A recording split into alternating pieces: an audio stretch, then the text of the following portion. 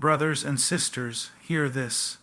Every time you open your mouth to explain yourself, to justify your actions, to defend your rights, you are erecting a barrier between yourself and the rest of the world. And what do you gain? You gain nothing but a heavier heart, a wearied soul, the burden of ceaseless defense.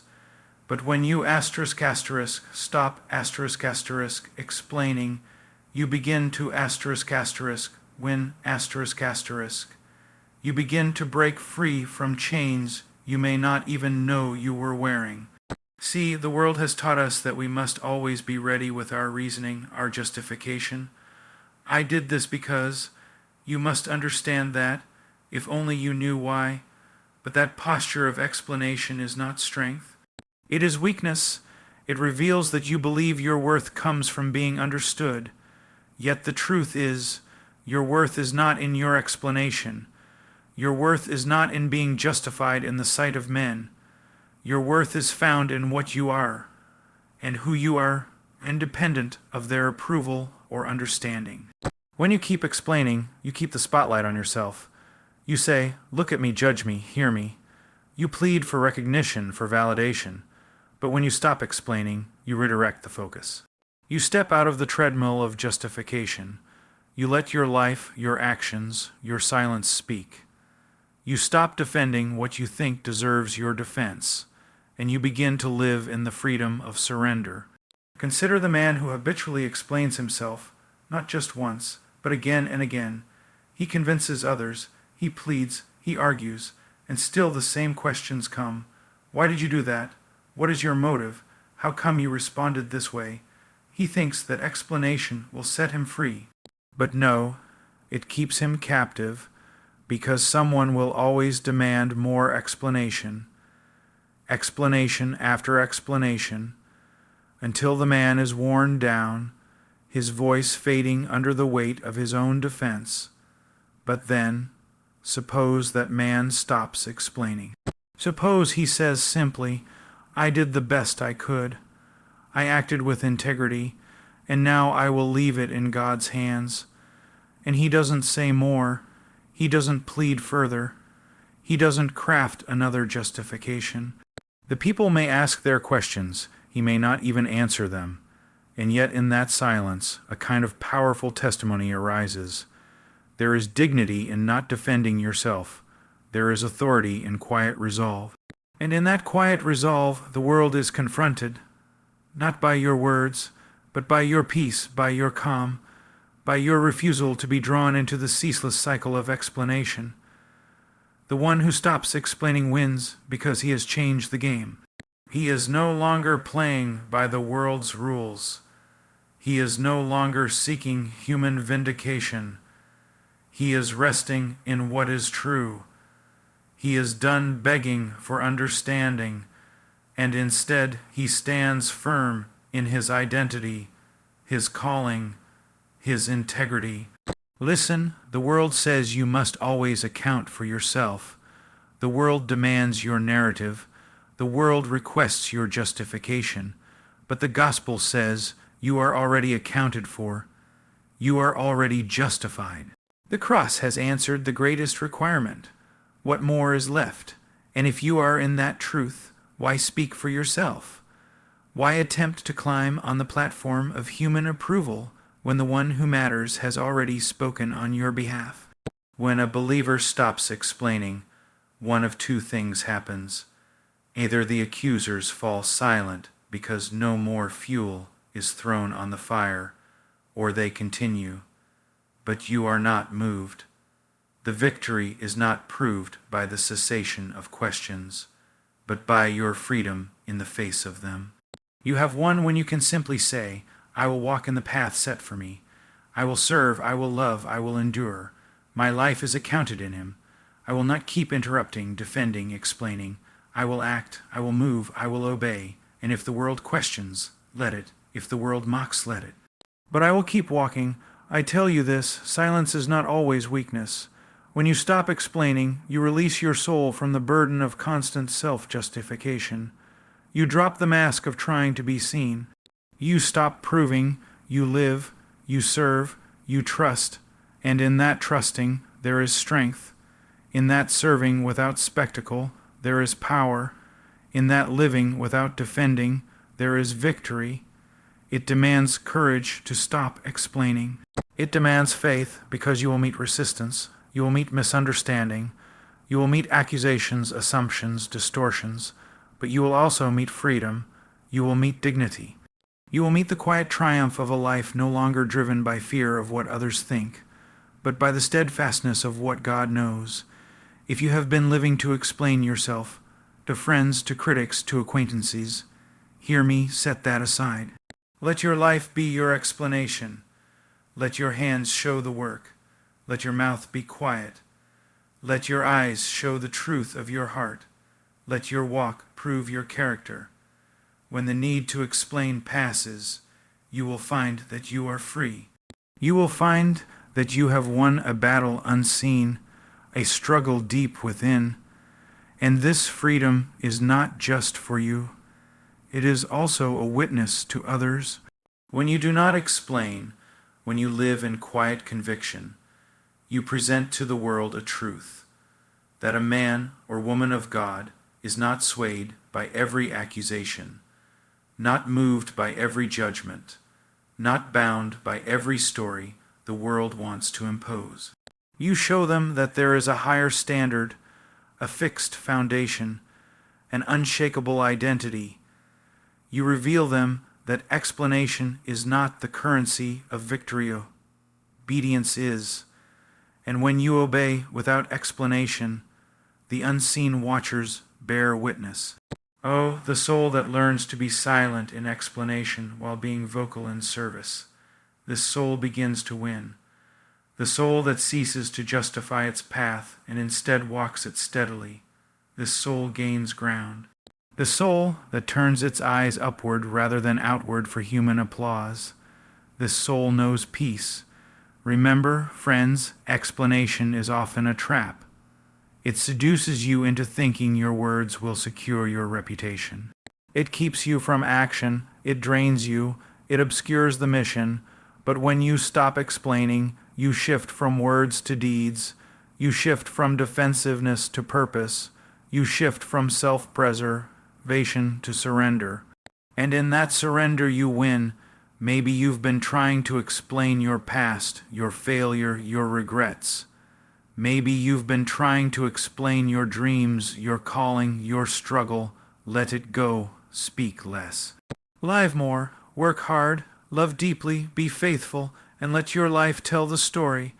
Let your yes be yes and your no be no. Let your life be your defense, your testimony, your proclamation. You need not defend your character. Live it. You need not explain your motive. Let your motive be seen. You need not justify your actions. Let your actions stand, and under the gaze of God, when you stop explaining, you win. Freedom, true soul, deep, unshakable freedom, does not come from being seen, heard, or validated by others. It does not come when your story is finally understood, when your motives are finally accepted, when your critics finally say, you were right. No, that's not freedom. That's slavery with a prettier face. It is a leash disguised as a compliment. Freedom instead comes the moment you stop explaining yourself. When you lay down the compulsion to be understood, the chains begin to fall off. When you no longer live on the fragile scaffolding of human approval, you begin to walk in a strength that no explanation could ever offer. We are conditioned from childhood to explain. We are told to justify ourselves, to prove we had good reason for what we did. And in many cases, this has its place. There is a season in life where understanding consequences and cause-effect logic builds maturity. But somewhere along the way, we start applying this pattern not just to our actions, but to our identity. We start living not as ourselves, but as a carefully curated version of who others want us to be. And when we slip, when we fall short, we explain, we justify, we plead, we reframe. We do everything but stand still and let truth speak for itself. The habit forms slowly, almost imperceptibly. A misunderstood comment, a misjudged action, a false accusation. And what do? We rush to correct the narrative. We panic at the idea that someone might think wrongly of us. So we speak, we try to make them see, we scramble to recover the image we believe is being distorted, and maybe it works. Maybe for a moment they say, "Okay, now I understand, but the cost is this." Now you believe that understanding is required. Now you are addicted to the feeling of being seen the right way, and every time someone doesn't see you the way you want to be seen, you feel incomplete. This is not freedom. This is bondage. You become a prisoner to perception. You become a servant to opinion. You put yourself on trial every day, hoping the jury of your peers, your friends, your family, your critics will vote in your favor, and it is exhausting, because there will always be someone who doesn't get it. There will always be someone who twists your words, who assumes the worst, who resents your success, who misreads your silence. And if you try to chase every misunderstanding down with an explanation, you will run until your legs collapse. You will speak until your voice fails. You will give everything just to be understood, and still find yourself alone. But there comes a turning point, a moment of reckoning, a crisis, perhaps, or maybe just a deep, soul-level weariness. You reach the end of yourself. You realize that no matter how carefully you explain, how thoroughly you justify, how gently you try to control the story, people will still hear what they want to hear. And in that moment, if you are willing, you make a different choice. You decide to stop explaining. You let the narrative go. You allow the misunderstanding to remain. You stop correcting the version of yourself that lives in someone else's mind. And you choose to live freely, without the crutch of explanation. In that choice, something radical happens. Peace begins to grow, slowly at first, like a fragile seedling pushing through hardened soil. Then stronger, then wider. The more you stop explaining, the stronger it grows. You begin to discover that you don't need to be understood to be secure. You don't need to be justified by others to be whole. You don't need someone else's agreement to validate your convictions.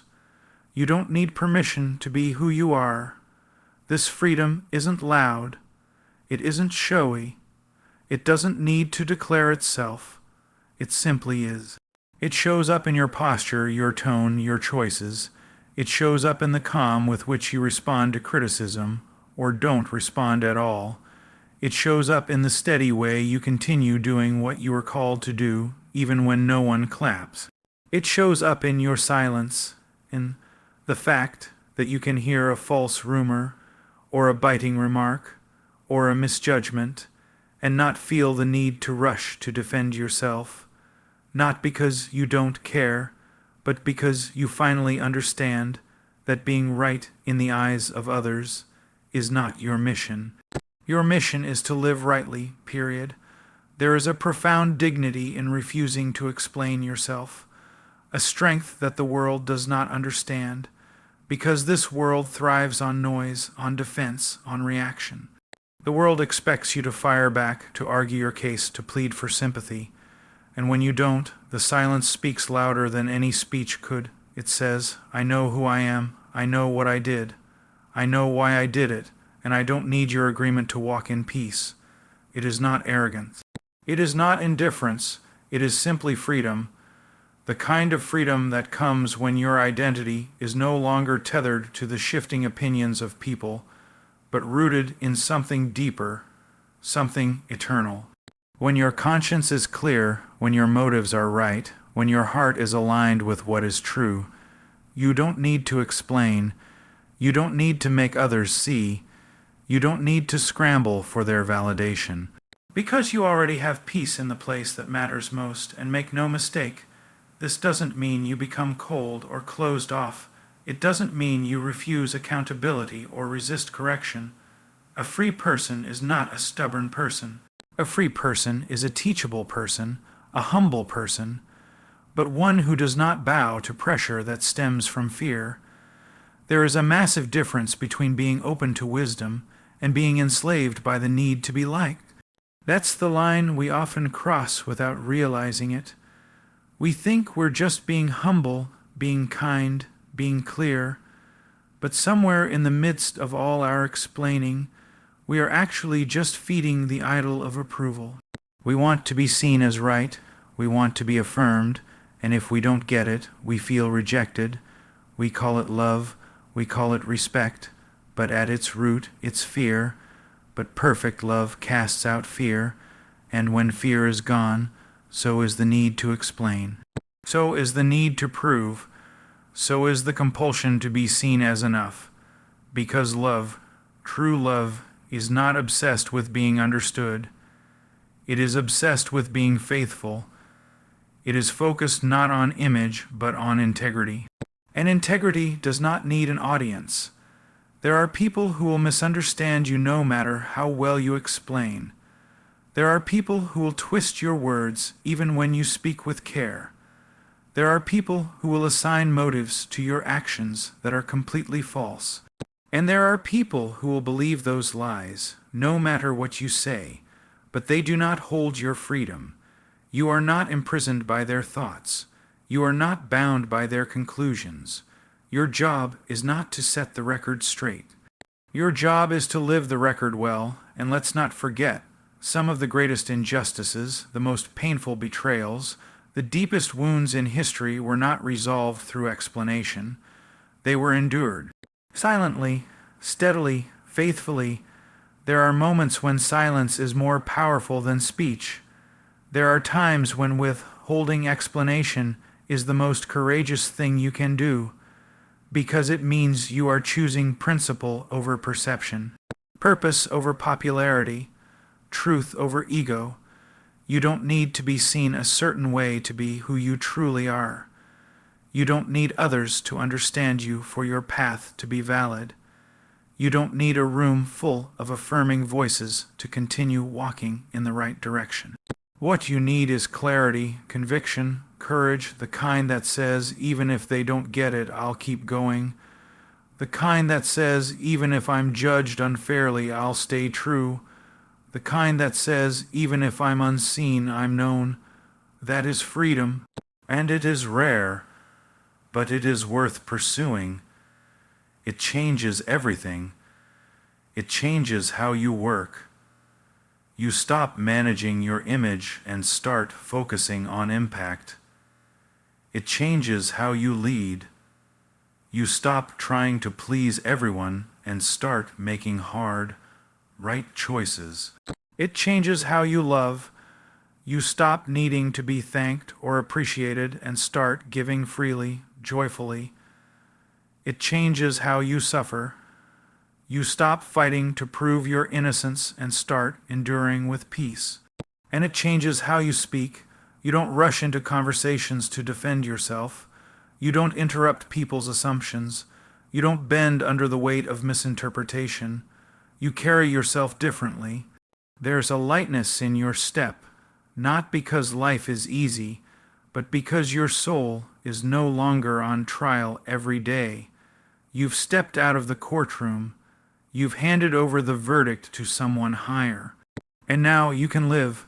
So yes, freedom comes when you stop seeking validation through constant self-explanation. Not because the world finally sees you, but because you no longer need it to. Not because people finally understand, but because you understand what truly matters. Not because you've convinced them, but because you've finally convinced yourself that peace is worth more than being right. And once you taste that peace, you won't go back.